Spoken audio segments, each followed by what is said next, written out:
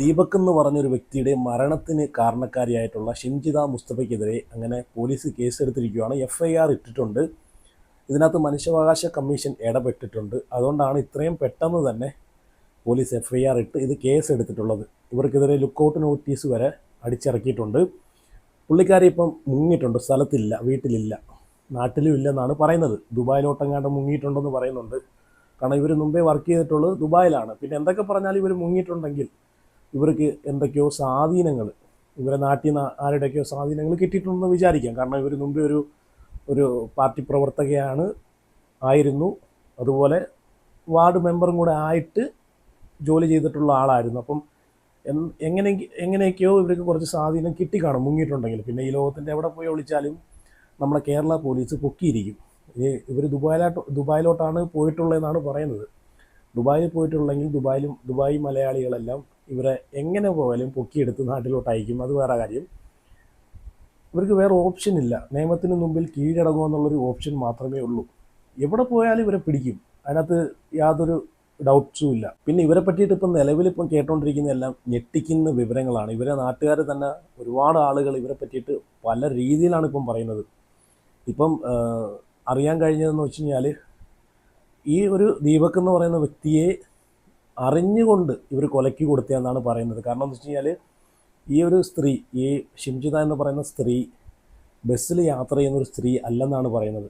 ഇവർ ഈ ഒരു റീൽസ് എടുക്കാൻ, ഈ ഒരു മനഃപൂർവ്വം ഇവർ കരുതി കൂട്ടിയെടുത്തൊരു സ്ക്രിപ്റ്റിൻ്റെ അടിസ്ഥാനത്തിൽ ഒരാളെ കൊടുക്കുക, ഒരു പാവപ്പെട്ട ഒരു വ്യക്തിയെ കൊടുക്കാൻ വേണ്ടിയിട്ട് തന്നെ ബസ്സിനകത്ത് കയറി ഇതുപോലൊരു റീല് ഉണ്ടാക്കി, ഇതുപോലൊരു വീഡിയോ ഷൂട്ട് ചെയ്ത് അത് റീലാക്കി ഇൻസ്റ്റയിൽ ഇട്ട് കഴിഞ്ഞാൽ അത്യാവശ്യം റീച്ച് ആവും, ഫോളോവേഴ്സ് കിട്ടും എന്നുള്ളൊരു ഉദ്ദേശത്തോടു കൂടി മാത്രമാണ് ഇവർ ബസ്സിനകത്ത് കയറിയെന്നാണ് ഇപ്പം നാട്ടുകാർ വരെ പറയുന്നത്. കാരണം എന്ന് വെച്ച് കഴിഞ്ഞാൽ ഇവർ ബസ്സിനകത്ത് യാത്ര ചെയ്യാത്ത ഒരാളാണ്. ഇവരെ സ്വന്തം വണ്ടിയിലാണ് എല്ലാ സ്ഥലങ്ങളിലും ഇവർ പൊയ്ക്കൊണ്ടിരിക്കുന്നത്. അപ്പോൾ അങ്ങനെയുള്ള ഒരാൾ ഒരു സുപ്രഭാതത്തിൽ ബസ്സിനകത്ത് കയറി യാത്ര ചെയ്യണമെങ്കിൽ ഇതിനൊരു ലക്ഷ്യം മാത്രമേ ഉള്ളൂ. മാത്രമല്ല ആ ഒരു റീൽസ്, അവരെടുത്തേക്കുന്ന ആ ഒരു വീഡിയോക്കകത്ത് തന്നെ അത് വ്യക്തമാണ് അല്ലേ. അവർ ഷൂട്ട് ചെയ്യുന്നതിനകത്ത് അവരെ ആ മുഖത്ത് കാണുന്ന ആ ഒരു സ്മൈല്, എനിക്ക് കിട്ടിയ ഏറ്റവും വലിയൊരു കോണ്ടൻറ്റ്, ആ ഒരു കോണ്ടൻറ്റ് കിട്ടിയതിൻ്റെ ഒരു സന്തോഷം എല്ലാം അവരുടെ മുഖത്തുണ്ടായിരുന്നു. മാത്രമല്ല അവർ ക്യാമറ പിടിക്കുന്ന ആംഗിൾ, പല രീതിയിൽ നിന്നുള്ള ആംഗിളാണ് നമ്മൾ കാണുന്നത്. അപ്പോൾ നമ്മളിപ്പം ഇതുപോലെ എന്തെങ്കിലും ബസ്സിനകത്ത് എന്തെങ്കിലും ഒരു ദുരനുഭവം ഉണ്ടായിട്ടുണ്ടെങ്കിൽ അതിനെങ്ങനെയാണ് പ്രതികരിക്കുന്നത്? മൊബൈൽ എടുത്തിട്ട് സംസാരിച്ചാണ് പ്രതികരിക്കുന്നത്. ഇതുപോലെ കട്ട് ചെയ്ത് പല ആംഗിളിൽ നിന്നും എടുത്തിട്ട് അത് എഡിറ്റ് ചെയ്ത് BGM ഇട്ടിട്ട് ഈ പറഞ്ഞിട്ടുള്ള സോഷ്യൽ മീഡിയയിൽ പ്രചരിപ്പിക്കാൻ നിൽക്കത്തില്ല. അതിനകത്ത് എന്തെങ്കിലും വാസ്തവം ഉണ്ടെങ്കിൽ, സത്യസന്ധമായിട്ട് അങ്ങനെ ദുരനുഭവം ഉണ്ടായിട്ടുള്ള ആളുകളാണെങ്കിൽ ഇതുപോലെ ചെയ്യാൻ നിൽക്കത്തില്ല. നേരെ മറിച്ച് ഇവരെന്താണ് ചെയ്തത്? പല ആംഗിളിൽ നിന്നും വീഡിയോ എടുത്തു, അത് ഫിൽട്ടർ ചെയ്ത് അതിനകത്ത് മാക്സിമം എത്രത്തോളം സ്ലോ മോഷൻ ചെയ്യാൻ പറ്റുമോ അതൊക്കെ ചെയ്തിട്ടാണ്, വേണ്ടുന്ന ഭാഗത്ത് അതൊക്കെ സ്ലോ മോഷൻ ചെയ്തിട്ടാണ് അവർ വീഡിയോ അപ്ലോഡ് ചെയ്തേക്കുന്നത്. അപ്പോൾ അതിലൂടെയൊക്കെ തന്നെ അവരുടെ ഉദ്ദേശം എന്താണെന്ന് നല്ല രീതിയിൽ വ്യക്തമാവുന്നതാണ്. പിന്നെ ആ വീഡിയോ കാണുന്ന ആളുകൾക്ക് അത് ഈ പറഞ്ഞിട്ടുള്ള ഇരുന്നും കിടന്നും നിർത്തിയും എടുത്തൊന്നും ഒരു 10 വട്ടം കാണണമെന്നില്ല. ഒറ്റ വട്ടം കണ്ടാൽ മതി ആ വീഡിയോയുടെ പിന്നിലുള്ള ഉദ്ദേശം എന്താണെന്ന്. റീച്ച്, അത് മാത്രമാണ് അതിൻ്റെ ഉദ്ദേശം. ഒരു വട്ടം കണ്ടാൽ മതി. മാത്രമല്ല ആ വീഡിയോ പിടിക്കുന്ന ഫസ്റ്റ് ഷോട്ട് നോക്കുവാണെങ്കിൽ വലത് ഭാഗത്താണ് അവർ മൊബൈൽ പിടിച്ചേക്കുന്നത്. ലാസ്റ്റ് ഷോട്ട് നോക്കുവാണെങ്കിൽ ദീപക് ബസ്സിൽ നിന്ന് ഇറങ്ങാൻ നേരം ഇടത് കൈയിലോട്ട് മൊബൈൽ വരുന്നു, വന്നിട്ട് ദീപകിൻ്റെ കൈ ഇരിക്കുന്ന ആ ഭാഗത്തോട്ട് ചേർന്ന് നിൽക്കുന്നു, മനഃപൂർവ്വം തട്ടിക്കാൻ വേണ്ടിയിട്ട്. പിന്നെ ഇവർ പറയുന്നതെല്ലാം പച്ച കള്ളമാണെന്ന് ആ വീഡിയോക്കകത്ത് തന്നെ ഉണ്ട്. പിന്നെയും കള്ളങ്ങളുണ്ട്, അത് ഞാൻ പറയാം. അപ്പം ആ വീഡിയോക്കകത്ത് തന്നെ ഉണ്ട്. കാരണം ഇവർ പറയുന്നത് എന്താണ്? മറ്റൊരു സ്ത്രീക്ക് ഉണ്ടായ ഒരു അനുഭവം, അത് കണ്ടിട്ടാണ്, ഒരു ദുരനുഭവം മറ്റൊരു സ്ത്രീക്കാണ് ദീപകിൽ നിന്ന് ഇങ്ങനൊരു ബിഹേവിയർ ആദ്യം ഉണ്ടായെന്ന് പറയുന്നുണ്ട്. അത് കണ്ടിട്ടാണ് ഇവർ വീഡിയോ പിടിച്ച് ഓണാക്കിയെന്ന് പറയുന്നുണ്ട്. അപ്പം മറ്റൊരു സ്ത്രീക്ക് ഒരു അനുഭവം കണ്ട ഇവർ എന്തുകൊണ്ട് അതിനെതിരെ അപ്പം പ്രതികരിച്ചില്ല? അപ്പോൾ പ്രതികരിക്കാമല്ലോ. നിങ്ങളെന്തിനാ ആ കുട്ടിയെ തട്ടുന്നത്? നിങ്ങളെന്തിനാ ആ കുട്ടിയുടെ അടുത്ത് ചേർന്ന് നിൽക്കുന്നത് എന്നൊക്കെ പറഞ്ഞ് പ്രതികരിക്കാമല്ലോ. നേരെ മറിച്ച് ഇവരെന്താണ് ചെയ്തത്? വീഡിയോ എടുത്ത് ഓണാക്കി വെച്ചു. അപ്പോൾ ഇതൊക്കെ മുന്നേ കൂട്ടി പ്ലാൻ ചെയ്ത് ഒരു പാവപ്പെട്ടവനെ പെടുത്തണം എന്നുള്ളൊരു ലക്ഷ്യത്തോടു കൂടി മാത്രമാണ് ഇവർ ബസ്സിനകത്ത് കയറിയിട്ടുള്ളത്. പിന്നെ ഇവർ പറഞ്ഞിട്ടുള്ള കാര്യങ്ങളെല്ലാം പച്ചക്കള്ളമാണ് എന്നതിന് വേറൊരു തെളിവും കൂടെ കിട്ടിയേക്കുവാണ്. കാരണം വടകര പോലീസ് ഇവർ ഈ ദീപക് ബസ്സിൽ നിന്ന് ഇറങ്ങി ഓടി, അതിനുശേഷം ഇവർ ഓടാൻ നിന്നില്ല പുറകെ. പിന്നെ ഇവർ പോലീസിൽ പരാതി കൊടുത്തില്ല. അതിനു മുമ്പ് ഒരു പോലീസിനെ, ഇപ്പം വടകര പോലീസിനെ ഒരു പോലീസുകാരനെ അറിയാവുന്നൊരു പോലീസുകാരുണ്ടായിരുന്നു. പുള്ളിയെ വിളിച്ച് ചോദിച്ചപ്പോഴത്തേക്ക് പുള്ളി ഇതുപോലെ ഡീറ്റെയിൽസും കാര്യങ്ങളൊക്കെ അയക്കാൻ പറഞ്ഞു എന്നല്ലേ ഇവർ പറഞ്ഞു. പുള്ളിയെ വിളിച്ച് പറഞ്ഞൊരു പോലീസുകാരനെ വിളിച്ച് പറഞ്ഞിട്ടുണ്ട് എന്നാണ് ഇവർ പറഞ്ഞിട്ടുള്ളത്. പക്ഷേ ഇപ്പോൾ വടകര പോലീസ് പറഞ്ഞിട്ടുള്ള കാര്യം എന്താണെന്ന് വെച്ച് കഴിഞ്ഞാൽ, അങ്ങനെ ഒരു പരാതിയുമായിട്ട് ഒരു സ്ത്രീയും വിളിച്ചിട്ടേ ഇല്ലെന്നാണ് പറയുന്നത്. അപ്പം ഇവരെ കള്ളം വീണ്ടും പൊളിഞ്ഞു. നിലനിൽപ്പിന് വേണ്ടി കള്ളങ്ങളിങ്ങനെ പറഞ്ഞുകൊണ്ടിരിക്കുന്ന ഒരു വ്യക്തിയാണ് കണ്ടുകൊണ്ടിരിക്കുന്നത്. ഇതിലൂടെ തന്നെ മനസ്സിലാക്കാം ഇവർ നമ്പർ 1 ഫ്രോഡാണെന്ന്, ഈ സ്ത്രീ നമ്പർ 1 ഫ്രോഡാണെന്ന്. അപ്പോൾ എന്തായാലും ഒരു പാവപ്പെട്ട യുവാവിൻ്റെ ജീവൻ നഷ്ടപ്പെടുത്തിയിട്ട് ജീവിതകാലം മുഴുവൻ ഇനി നരകിച്ച് ജീവിക്കാം എന്ന് പറയും. ഈ മലയാളികളെ, കേരളത്തിലെ ജനങ്ങളുടെ മൊത്തം പ്രാക്ക് കേട്ട് ജീവിക്കാം നിനക്ക്. പിന്നെ 10 കൊല്ലം വരെ തടവ് ശിക്ഷ കിട്ടുന്ന പണിയാണ് ഇപ്പോൾ ഇവിടെ ചെയ്തേക്കുന്നത്. കഴിഞ്ഞ ദിവസം 24 ന്യൂസിനകത്ത് ആഷ്മിയുടെ ഒരു പ്രതികരണം ഞാൻ കണ്ടായിരുന്നു. ഒരു രക്ഷയില്ലായിരുന്നു. ഇങ്ങനെ വേണം പ്രതികരിക്കാൻ. മറ്റുള്ള മാധ്യമങ്ങൾ വായടച്ചിരുന്നപ്പോഴത്തേക്ക് ഇതുപോലെ പ്രതികരിക്കാൻ കാണിച്ചൊരു മനസ്സുണ്ടല്ലോ, ഒരു ബിഗ് സല്യൂട്ട് കൊടുക്കും. നല്ലൊരു പ്രതികരണമായിരുന്നു. ഞാൻ അവിടെ വെച്ച് തരാം, നിങ്ങളൊന്ന് കണ്ടു നോക്കുക. കാരണം ഇങ്ങനെ വേണം പ്രതികരിക്കാൻ. ഇങ്ങനെ സമൂഹത്തിൽ ഇങ്ങനെയുള്ള അനീതികൾ കാണുന്ന സമയത്ത് വെറും കള്ളങ്ങൾ പടച്ചു വിടുന്ന ഒരുപാട് മാധ്യമങ്ങളുണ്ട് അല്ലേ. ന്യായത്തിൻ്റെ കൂടെ നിന്ന് സംസാരിക്കാതെ അനീതിക്കൊപ്പം നിന്ന് സംസാരിക്കുന്ന ഒരുപാട് മാധ്യമങ്ങളുണ്ട്. കാരണം അവരൊക്കെ ഇത് കണ്ട് പഠിക്കട്ടെ. ഇതുപോലെ മുമ്പോട്ട് വരണം, സത്യങ്ങൾ വിളിച്ചു പറയാനൊക്കെ ഉണ്ട്. എന്തായാലും ആഷ്മിയുടെ ആ ഒരു പ്രതികരണം വയ്ക്കാം. സൂപ്പർ പ്രതികരണം കേട്ടോ, നിങ്ങളൊന്ന് കണ്ടു നോക്ക്. എങ്ങനെയാണ് പറയേണ്ടതെന്ന് അറിയില്ല. പറഞ്ഞാൽ സ്ത്രീ വിരുദ്ധ ചാപ്പ് കിട്ടുമെന്നും അറിയില്ല. കിട്ടിയാലും തരക്കേടില്ല. അമ്മയും ഒരു സ്ത്രീയാണ്. ആ കണ്ണുനീര് കേരളത്തിന്റെ വേദനയാകുന്ന ഒരു വല്ലാത്ത ദിവസം. അത് പറയാൻ കഴിവില്ലെങ്കിൽ പിന്നെ കോട്ട് എടുത്തിട്ട് ഇവിടെ വന്നിരുന്നിട്ട് കാര്യമുണ്ടോ? വീടിന്റെ ഉമ്മർ പകാലത്തിൽ അവസാന യാത്രയ്ക്ക് ഒരുങ്ങി കിടന്നവന്റെ ജന്മദിനം ഇന്നലെയായിരുന്നു. പ്രായം കേവലം 42 ഉള്ളൂ. ആ താടി കൂട്ടിക്കെട്ടി ചേതനയില്ലാത്ത മുഖത്തേക്ക് നോക്കി, മുത്തേ നിന്റെ മുഖമൊക്കെ മാറിപ്പോയല്ലോടാ മോനെ എന്ന് വേദനിക്കുന്ന ഒരു പെറ്റവയറിന്റെ വേദന കണ്ടു നിൽക്കാവുന്നതാണോ? ലോകത്തിലെ ഏറ്റവും വലിയ വേദനയുടെ പേര് അമ്മയുടെ പുത്രദുഃഖമെന്നാണ്. ദീപകിന്റെ തലക്കൽ കൊളുത്തി വെച്ച നിലവിളക്ക് പോലെ അച്ഛനും അമ്മയ്ക്കും കുടുംബത്തിനും ആ വീടിന്റെ ഒരേ ഒരു വെളിച്ചം താനേ അങ്ങ് കിട്ടുപോയതല്ല. റീച്ചിനും ഷെയറിനും വേണ്ടി അഹങ്കാരത്തിന്റെ പരികൊള്ള ഒരു സ്ത്രീ അടിച്ചു കെടുത്തിയതാണ്. ഒരു കുടുംബം നാനാവിധമാക്കിയതാണ്. അങ്ങേയറ്റം വേദന ഉണ്ടാക്കുന്ന ആത്മഹത്യയിലേക്ക് ചാടി വീണ് അവിടെ രാഷ്ട്രീയവും മതവും ചികഞ്ഞ് 10 വോട്ടിനുള്ള സ്കോപ്പുണ്ടോ എന്ന് നോക്കുന്നവരുണ്ട്. ചിറുനക്കുന്ന ചെന്നായ്ക്കൾ അത്രക്കാരെ വിട്ടേക്ക്. ഇവിടെ പ്രശ്നം അതല്ല. അക്കാലം അത്രയും എല്ലാവരും നല്ലത് മാത്രം പറഞ്ഞാൽ രാവന്തിയോളം കഷ്ടപ്പെട്ട് അധ്വാനിച്ച് കുടുംബത്തിന് വേണ്ടി ജീവിച്ചൊരുത്തനെ സോഷ്യൽ മീഡിയ കമ്പോളത്തിന് വേണ്ടി സൈബർ ആൾക്കൂട്ടക്കൊലയിൽ തൂക്കിവിറ്റ് കഴിവേറ്റിയതാണ്. നവീൻ ബാബുവിന്റെ കാര്യത്തിൽ എപ്പോഴും പറഞ്ഞതുപോലെ മരിച്ചുപോയവർക്ക് വേണ്ടി ആഞ്ഞുവാദിക്കൽ ഉത്തരവാദിത്തമെന്ന ബോധ്യത്തിൽ മാത്രമല്ല, വീഡിയോ പലയാവർത്തി കണ്ട ബോധ്യത്തിൽ പറയുന്നു. ആ യുവാവ് 110% നിരപരാധി. ഭാരമുള്ള ഒരു ഭാവി എത്തുമ്പോൾ അറിയാതെ പറ്റിയത് റീച്ചിന് പറ്റിയ ഒരു കോപ്പ് കിട്ടിയ ആനന്ദത്തിൽ ചിരിച്ചുകൊണ്ട് ലൈംഗികാതിക്രമം പകർത്തിയ ആരോട് പറയാനാണ്? ആദ്യമായിട്ട് വീഡിയോ എറിച്ചില്ല, പിന്നെ ആ സ്ലോ മോഷൻ പല ആംഗിൾ എഡിറ്റ് ചെയ്ത് സാരോപദേശം തള്ളിക്കേറ്റിയ വീഡിയോ ഇന്നലെ അപ്പോൾ 27 ലക്ഷം പേര് കണ്ടെങ്കിൽ ഒരുത്തനെ പച്ചക്ക് വെട്ടിക്ക് ഇറച്ചി കഷ്ണം വിൽപ്പനയ്ക്ക് വെച്ചതിന്റെ കൂലിയാണ്. കഷായം ഗ്രീഷ്മയ്ക്കും കൂടത്തായി ജോലിക്കും വേണ്ടി വാദിച്ചവർ ഇവിടെയും ഒരു ഹാഷ്ടാഗ് അവൾക്കൊപ്പം ഉണ്ടാക്കി ഇറങ്ങുന്നുണ്ട്. സ്ത്രീപക്ഷ കാപട്യങ്ങളെ നാണമുണ്ടോ? കോൾ ഔട്ട് എന്നും പറഞ്ഞ് യഥാർത്ഥ പരാതികളെയും തൊലക്കലാണ് നിങ്ങളുടെ പണി.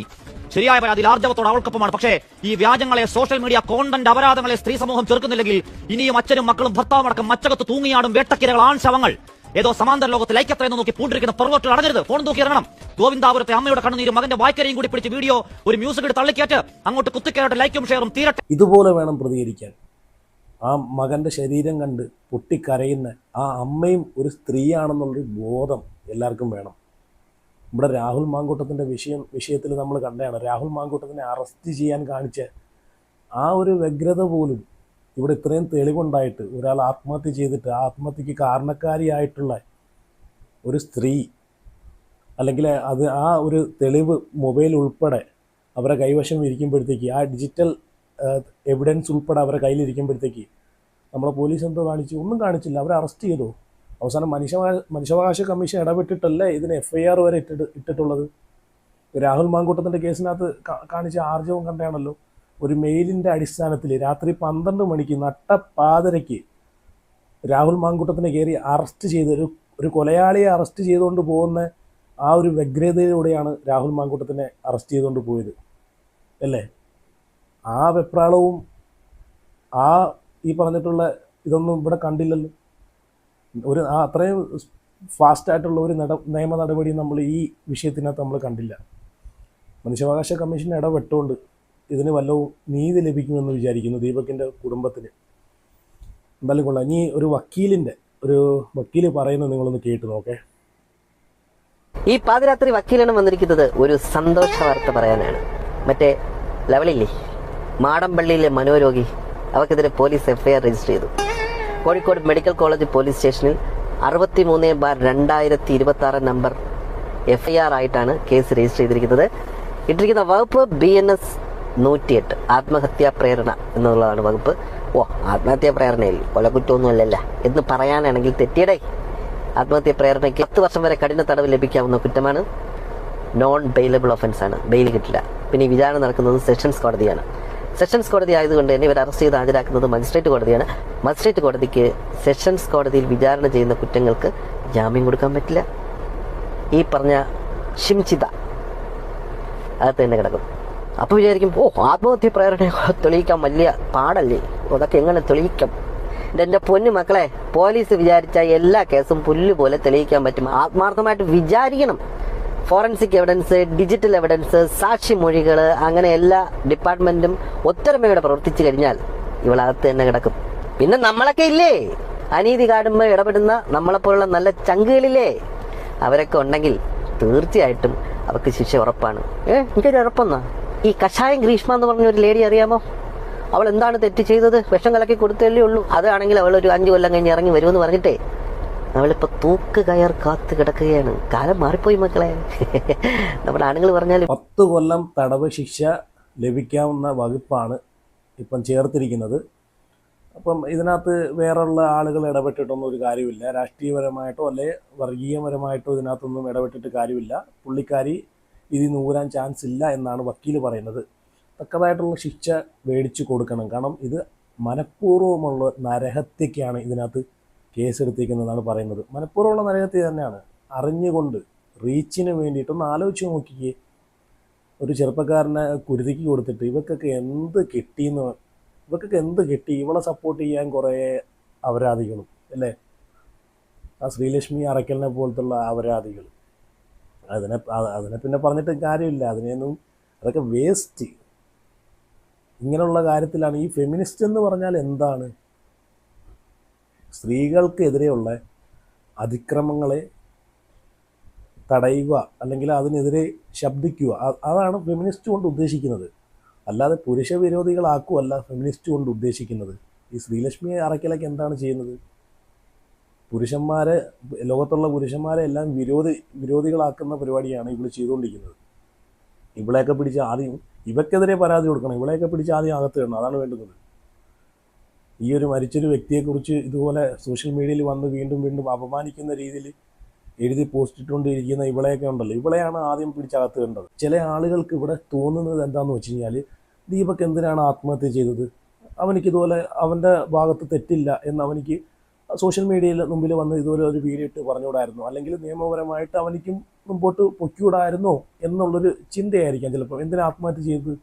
അപ്പം അവൻ്റെ ഭാഗത്ത് തെറ്റുള്ളതുകൊണ്ടായിരിക്കാം അവൻ ആത്മഹത്യ ചെയ്തതെന്നൊക്കെ ചില ആളുകൾ ചിന്തിക്കുന്നുണ്ടായിരിക്കാം. അപ്പം അങ്ങനെയുള്ള കുറച്ച് ആളുകൾ നമ്മളെ സമൂഹത്തിലുണ്ട്. ഇതുപോലുള്ള ഈ ഷിംജിതയെ പോലെയുള്ള ഈ അപരാധികളെ സപ്പോർട്ട് ചെയ്യുന്ന ചില ആളുകൾ സമൂഹത്തിലുണ്ട്. അതുപോലെ ഉള്ളൊരുത്തൻ്റെ വീഡിയോ ഞാൻ ഇവിടെ നിന്ന് വെക്കാം, നിങ്ങളൊന്ന് കണ്ടു നോക്കുക. അവൻ പറയുന്ന ആ നായിൻ്റെ മോൻ പറയുന്നത് നിങ്ങളൊന്ന് കണ്ടു നോക്ക്. അല്ല, ഇപ്പം കുറെ ആൾക്കാർ വന്നിട്ട് ആ കുട്ടി ചെയ്ത തെറ്റ് മറ്റേ ചങ്ങായി ചെയ്തത് ഭയങ്കര ശരിയാണോ? മരിച്ചാളില്ലേ? ഇപ്പൊ മരിച്ചാൾക്ക് പോയി, ഓന്റെ വീട്ടുകാർക്ക് പോയി, വേറെ ആർക്കില്ല. ഓനങ്ങ് പോയി മരിക്കേണ്ട ആവശ്യമൊന്നുമില്ല. മരിച്ചത് ഓന്റെ വീട്ടുകാർക്ക് പോയി. ഓൻ അങ്ങനെ ചെയ്യാത്തോനാ വലിയ മാനാണെങ്കിൽ ഓനെന്താക്കും? പബ്ലിക്കിൽ വന്നിട്ട് അത് ന്യായീകരിച്ച് എന്താക്കണം? ക്ലിയർ ആക്കി കൊടുക്കണം ജനങ്ങളുടെ മുന്നിൽ. ഇത് കുട്ടിക്ക് വേണ്ടിയിട്ട് ബോധവൽക്കരണം കൊടുക്കണം. എന്നിട്ട് ഓനങ്ങ് പോയി മരിച്ചാലിട്ട് ഓന്റെ അടുത്ത് കുറെ ആൾക്കാർ ഇപ്പം വന്നിട്ട് കുറെ ആൾക്കാർ എന്തൊക്കെ ഉണ്ട് ചൽക്കാനുണ്ട്. കുട്ടി ചെയ്തിട്ട് എന്ത് കുട്ടി ചെയ്തിട്ട് ഇവനെ ചില ആളുകൾക്ക് അറിയാമായിരിക്കും. ഇവൻ ഇൻസ്റ്റഗ്രാമിൽ ഇതുപോലെ റീൽസും കാര്യങ്ങളൊക്കെ ഇടുന്ന ഒരുത്തനാണ്. ഒരുത്തൻ വെച്ച് കഴിഞ്ഞാൽ ഈ ജാസിയുടെയൊക്കെ മറ്റൊരു വേർഷനാണ് ഇവൻ, ജാസിയുടെ.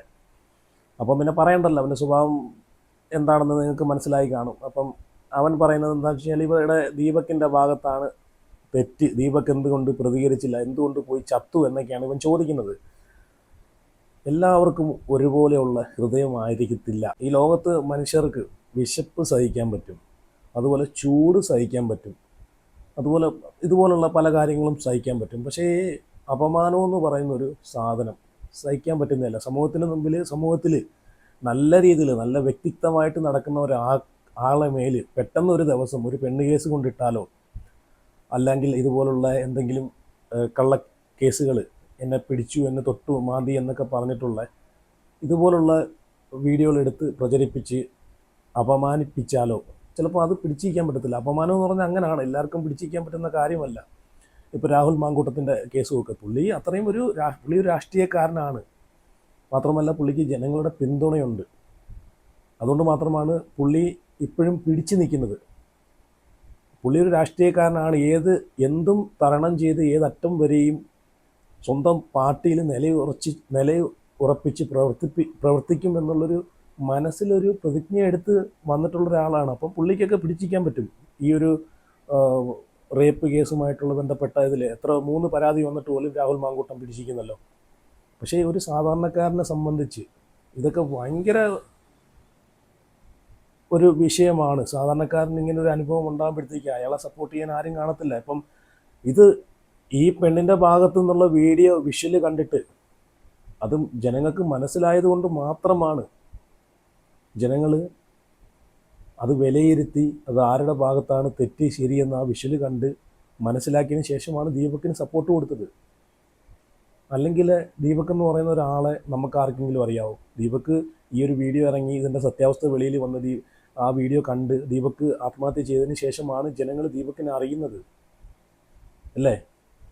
അതിനു മുമ്പ് ദീപക്കിൻ്റെയോ അല്ലെങ്കിൽ ഇതുപോലുള്ള സാധാരണക്കാരായിട്ടുള്ള ഒരാളെ ഒരു വീഡിയോ ഏതെങ്കിലും ഒരു പെണ്ണെടുത്ത് ഇതുപോലെ ഇട്ട് കഴിഞ്ഞാൽ എല്ലാത്തിനകത്തും ഇതുപോലുള്ള സപ്പോർട്ട് കിട്ടണമെന്നില്ല. എല്ലാം സത്യമാണെന്ന് ജനങ്ങൾ കരുതുന്നോന്നില്ല. ചില കൊടുക്കാൻ വേണ്ടിയിട്ട് ചെയ്യുന്ന പരിപാടികളുണ്ട് ഇതുപോലെ. പക്ഷേ എന്തുകൊണ്ടോ ഈ വീഡിയോയിലെ സത്യങ്ങൾ ജനങ്ങൾക്ക് ആ വീഡിയോയിൽ തന്നെ മനസ്സിലാക്കാൻ സാധിച്ചു. അപ്പം അങ്ങനെയൊക്കെ ഉണ്ട്. അപ്പോൾ എല്ലാവർക്കും ഇതുപോലുള്ള അപമാനങ്ങളൊന്നും താങ്ങാൻ പറ്റിയെന്ന് വരത്തില്ല. കേട്ടോടെ നായിൻ്റെ മോനെ എന്നേ മാത്രമേ നിന്നോട് എനിക്ക് പറയാനുള്ളൂ. ഇപ്പോഴും ഇവളെ വന്ന് സപ്പോർട്ട് ചെയ്യുന്ന ഇവനെയൊക്കെ ഉണ്ടല്ലോ, ഇവൻ്റെയൊക്കെ വീഡിയോ ഇടയ്ക്ക് ഞാൻ ഇത് ഇൻസ്റ്റഗ്രാമിൽ കാണാറുണ്ട്. ഇവനെയൊക്കെ ഫോളോ ചെയ്ത് വെച്ചേക്കുന്ന ആൾക്കാരുടെ അവസ്ഥ ഒന്ന് ആലോചിച്ച് നോക്കി. ആൾക്കാർ ആ ഒരു സെയിം മെൻറ്റാലിറ്റി ഉള്ള ആളുകളായിരിക്കും, അല്ലേ? ഇപ്പം തന്നെ ഈ ഷിംജിത എന്ന് പറയുന്ന സ്ത്രീ, ആ സ്ത്രീയുടെ ഉദ്ദേശം എന്ന് വെച്ച് കഴിഞ്ഞാൽ റീച്ചായിരുന്നു. ഇപ്പം ഈ ദീപക് മരിച്ചതിന് ശേഷം ആ റീച്ച് അവൾ ഉദ്ദേശിച്ചത് എന്താണോ അത് നടത്തി കൊടുത്ത കുറേ മലയാളികളുണ്ട്. എന്നിട്ടിപ്പം അൺഫോളോ ചെയ്ത് വീണ്ടും ആ ഒരു പഴയ സ്റ്റേജിലേക്ക് എത്തിച്ച് വെച്ചിട്ടുണ്ട്. ഇതൊക്കെയാണ് മലയാളികളെ തലയ്ക്കകത്ത് ഉള്ള ആൾതാമസത്തിൻ്റെ ലക്ഷണങ്ങൾ. അപ്പോൾ എന്തായാലും ഇതിനെ പറ്റിയിട്ട് നിങ്ങളുടെ അഭിപ്രായങ്ങളൊക്കെ ഉറപ്പായിട്ടും കമൻറ്റ് ചെയ്യുക.